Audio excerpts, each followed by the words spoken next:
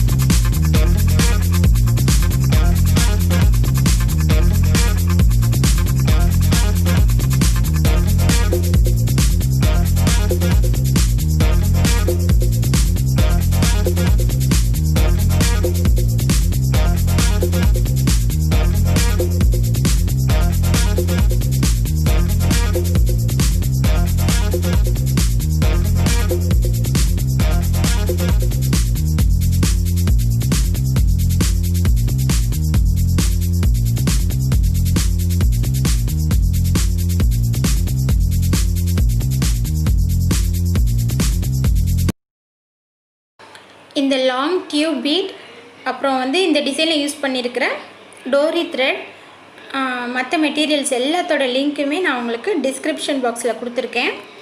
பார்த்து உங்களுக்கு ஏதாவது மெட்டீரியல் வேணும் அப்படின்னா செக் பண்ணி பார்த்து வாங்கிக்கோங்க.